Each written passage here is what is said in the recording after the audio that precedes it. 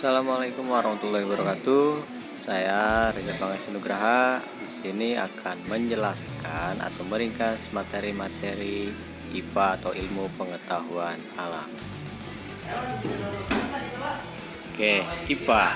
Bab pertama yaitu objek IPA dan pengamatannya. IPA adalah ilmu yang mempelajari alam semesta dan interaksi yang terjadi di dalamnya. Kita lihat. Oke, di sini ada awan, manusia, pohon kelapa, rumah, tanah, dan banyak lagi yang lainnya. Gejala alam meliputi dua komponen yaitu biotik dan abiotik. Untuk biotik komponen hidup dan abiotik komponen tak hidup. Contohnya untuk komponen hidup, situ ada manusia, hewan, dan tumbuhan. Untuk komponen tak hidup, di situ ada contohnya batu, air, angin atau udara, dan lain-lainnya.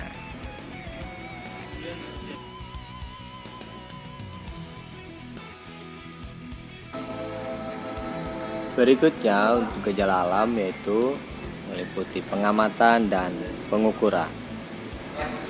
Bisa kalian lihat, pengamatan itu kegiatan mengamati dan mencatat objek di sekitar kita. Untuk yang pertama, pengamatan secara kualitatif yang dilakukan dengan panca indera.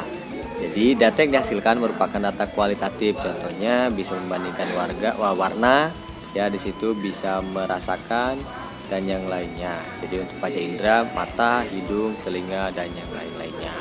Sedangkan untuk yang kedua, pengamatan secara kuantitatif di sini yaitu menggunakan alat ukur. Jadi data yang dihasilkan merupakan data kuantitatif yaitu berupa angka. Contohnya mengukur berat badan, mengukur suhu tubuh, dan mengukur tinggi badan. Jadi di situ perbedaannya pengamatan secara kualitatif dan kuantitatif. Bisa dilihat.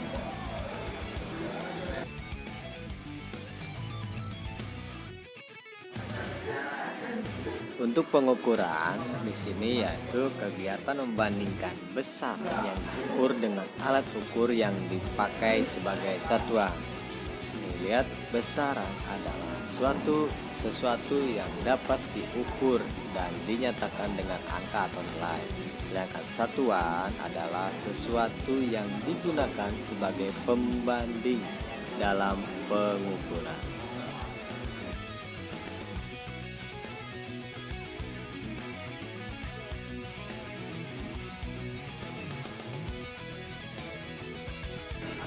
Oke, kita ulas dulu yang pertama satuan. Di sini terbagi menjadi dua, satuan tidak baku dan satuan baku. Pertama, satuan tidak baku yaitu satuan yang menghasilkan nilai ukur yang berbeda antara satu orang dengan orang lainnya. Contohnya telapak kaki, depa, jengkal, dan hasta. Kenapa dikatakan satuan tidak baku? Karena contohnya jengkal orang Indonesia berbeda dengan orang Amerika. Nah, yang kedua, satuan baku, satuan yang menghasilkan nilai ukur sama meskipun dilakukan oleh orang yang berbeda secara umum atau internasional, yaitu di sini ada kilogram, meter, dan sekon. Mengapa satuan ini dikatakan satuan baku? Karena mau siapapun orangnya, mau di Indonesia atau Amerika atau di negara lain pun, jika menghitung akan menghasilkan nilai yang sama. Kita lihat yang kedua, besaran. Ada dua, besaran pokok dan besaran turunan. Di sini untuk yang besaran pokok yaitu besaran yang satuannya didefinisikan sendiri, tidak diturunkan dari besaran lain. Sedangkan besaran turunan, besaran yang diturunkan dari satu atau lebih besaran pokok.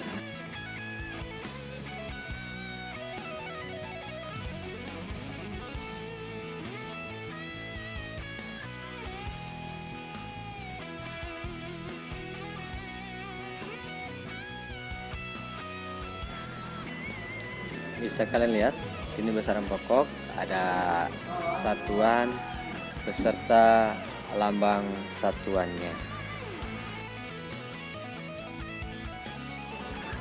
Bisa disingkat juga yaitu jiwa SMP. Apa jiwa SMP?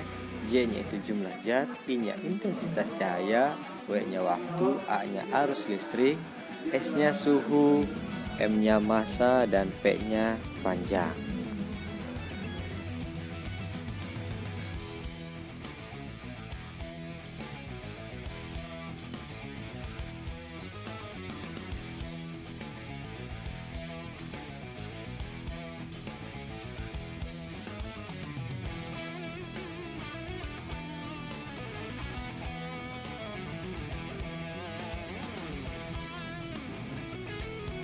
Bisa kita lihat di sini contoh soalnya. Kecepatan sama dengan jarak dibagi waktu. Nah, untuk jarak dan waktu di sini jarak satuannya meter dan waktu satuannya yaitu sekon. Selanjutnya yang kedua di sini rumus luas panjang kali lebar, di mana panjang itu satuannya meter dan lebar pun satuannya meter.